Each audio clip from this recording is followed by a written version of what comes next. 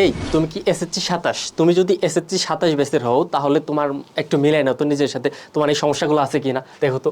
তুমি কি ইংরেজি বেসিক খুব দুর্বল, মানে তুমি আর কি ইংরেজি মানে অত্যন্ত পরিমাণ ভয় লাগে বা ইংরেজি কঠিন লাগে তোমার, তার মানে কি তোমার কি ইংরেজি বেসিক অত্যন্ত দুর্বল, মানে এই সমস্যাগুলো তোমার মধ্যে আছে কিনা জাস্ট একটু খেয়াল করো।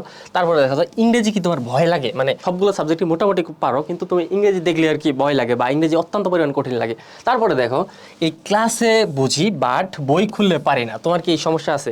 মানে স্যার যখন ক্লাসে পড়ায় তখন বুঝো কিন্তু বাসায় গিয়ে যখন প্র্যাকটিস করবা অ্যাক্টিভিটিস বা বোর্ড কোশ্চেন বা মডেল কোশ্চেন যখন প্র্যাকটিস করো তখন পারো না, বা এই ধরনের সমস্যা যদি আছে।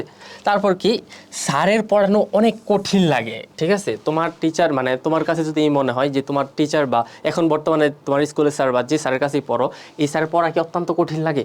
তারপর কি দেখো গ্রামারের রুলস মনে থাকে না, ঠিক আছে? এই সমস্যা যদি থাকে এটা মারাত্মক একটা সমস্যা। তোমার কি যত ধরো তোমার স্যার কিন্তু অনেকগুলো গ্রামার রুলস পড়ায়, আসলে এই রুলস কি তোমার মনে থাকতে মানে মনে থাকে না আর কি, বা বোর্ড কোশ্চেন বা মডেল কোশ্চেন সলভ করতে পারি না, ঠিক আছে? মানে তুমি যদি এখন বাসায় গিয়ে বোর্ড কোশ্চেন বা মডেল কোশ্চেন যদি খুলো এই দেখবে তোমার যদি এই সমস্যাটা থাকে বা বোর্ড কোশ্চেন বা মডেল কোশ্চেন সলভ করতে পারো না ভাই, তাহলে আজকের এই basic to SSC 27 basic to A+ course তোমার জন্য, ঠিক আছে? এই কোর্সে দেখো আমি কি কি সমস্যার সমাধান করবো।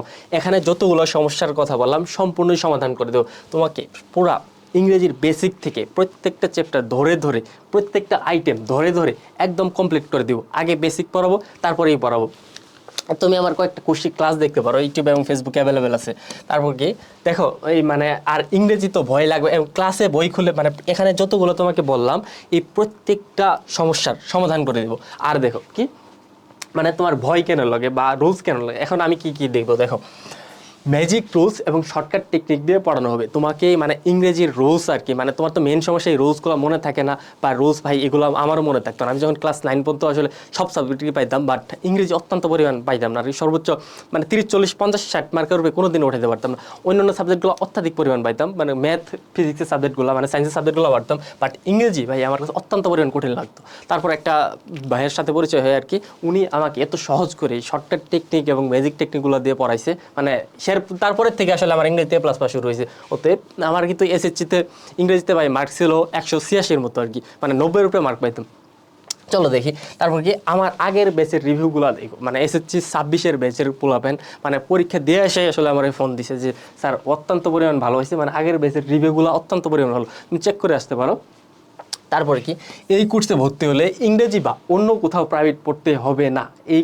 এই কোর্সের জাস্ট ক্লাসগুলো যদি একটু করো আমি তোমাকে 100% শিওর হয়ে বলতে পারি তোমার আর কোনো প্রাইভেট পড়া লাগবে না। ইংরেজি তুমি এখান থেকে পরিপূর্ণ কমপ্লিট করে দিব, একদম মডেল কোশ্চেন তোমাকে ধরে ধরে, একদম মডেল কোশ্চেন বোর্ড কোশ্চেন এবং মানে ক্লাস মানে ক্যাডেট কোশ্চেন পর্যন্ত তোমাকে সলভ করে দেবো, এবং লাইভ প্লাস রেকর্ডেড ক্লাস।